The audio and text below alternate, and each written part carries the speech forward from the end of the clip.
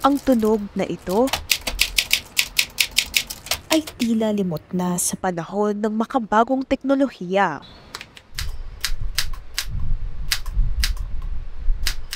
Kaunti na lamang ang gumagamit nito, kaya naman hirap na rin maghanap ng mangkukumpuni. Unti-unti mang nagiging parte ng nakaraan, may iilan pa ring sumusubok na buhayin ang makinilya sa kasalukuyan.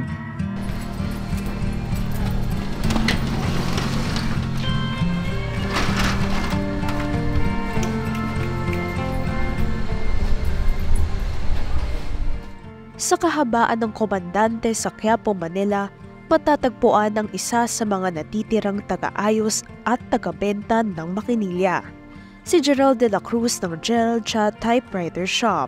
Nagsimula ako sa typewriter at pag-graduate ko nung high school 1995.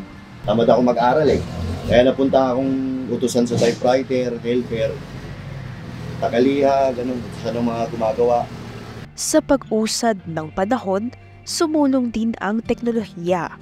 Humina ang pinapasukang typewriter shop ni Gerald. Ang kalsada na dati puno ng ingay mula sa makinilya, dahan-dahang napalitan ng katahimikan.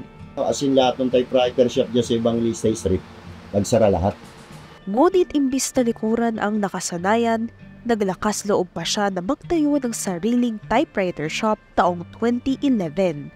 Naglakas loob na lang magbukas kasi wala na akong iba talagang alam na trabaho, yan lang. Talagang ang nangyari mo nun, pag open ko, wala pa rin, talagang pabagsak na.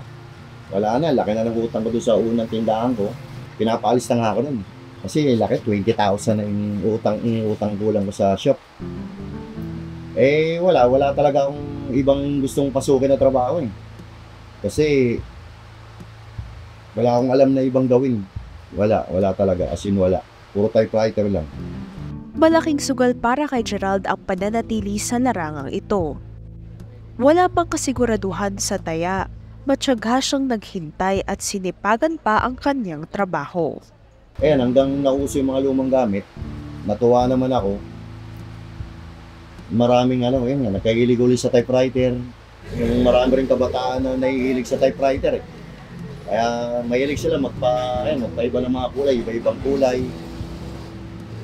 Yung curious sila paano yung typewriter Kasi hindi naman nila inaabot ng araw yan. Sa muling pagkabuhay ng mga makinilya, pagkano na kaya ngayon ang pagpapaayos nito?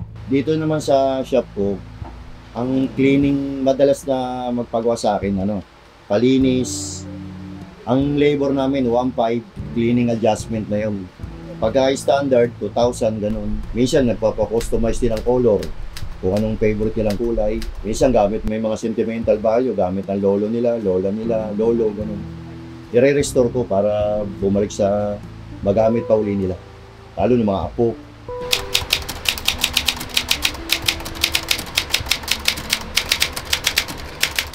San Miguel beer, di ba? 9 pesos may San Miguel. Di ba, 9 pesos? Kasi, Nung 1943 ito Sa 29 na taon sa industriya, patunog na ang pangalan ni Gerald at kilala na ang kanyang tindahan sa Quiapo. Isang patunay dyan ang pag-restore niya sa mahigit 100 taon na makinilya na mula pa sa US. Pinakamatanda ko nagawa, 1886 from US. Ilang years siyang natingga. Ngayon pinadala sa akin from US. Siguro 3 weeks kong ginawa yun Oo, ko lang, habol ko lang doon, experience din. Saka makakita ko ng ganung typewriter na ganung edad. Imagine, 1886. Na-restore ko naman. Ang halaga nun, mga 100,000 ang estimate na value na Kahit na muling nabuhay ang interes sa makinilya ngayon, aminado si Gerald na mahirap makipagsabayan sa bagong teknolohiya. Noon yung kita dyan, halimbawa sa loob ng 1 week, bebenta ka mga 5 o 4 days a week. Ngayon, siguro sa loob ng 1 week, magkakaroon ako ng buyer 2 sa isang linggo o 3, pinakamarami ng 3. Saka sa mga nagpapa-repair din, ganun din naman. 2 to 3 times a week na lang. Ganito man ang sitwasyon, ang mga suki tulad ng aktres at TV host na si Gina Hortaleza ang nagiging daan upang manatiling bukas ang kanyang tindahan. At kung kilala mo si Mang Gerald, siguradong alam mo ang kanyang trademark. Dati nagpo-post ako, basta typewriter lang pinopost ko. Ang problema, minsan ginagrab yung picture ko Kaya ang ginawa ko, nagpatato. Ito, trademark ko ba to na akin yung typewriter na yun. Ito naman, Royal P model 1930s. Kaya kada nagpo-post ako sa Instagram ko, Facebook page ko, kadikit to. Alam na sa akin galing yung typewriter. Imbis na ituring na kalaban ang makabagong teknolohiya, kinamit niya pa ito para makabenta. Kaya naman siguradong hindi basta-basta magtatapos ang tipa ng kanyang makinilya. Tinutuloy ko pa rin to kasi unang-una wala akong ibang alam na trabaho Saka mahirap pag di ka nag-aral Wala kang matinong magiging trabaho Hindi man naging madali ang kanyang karanasan sa industriyang napili, nagbunga naman ang pagsugal ni Gerald dito. Isa siya sa mahigit 5 typewriter technicians na natira sa Quiapo. Dito sa typewriter, napagtapos ko yung 2 anak ko lang. Isang IT, sa isang teacher. Ngayon yung teacher ko, pasado naman na sa board yun. Yung IT ko naman, may trabaho na rin. Ngayon, may 3 pa akong college. Kaya sana tuloy-tuloy pa rin yung typewriter na more buyers to come. Kaya walang pagsisisi at malaki ang pasasalamat ni Gerald sa kanyang napiling kabuhayan.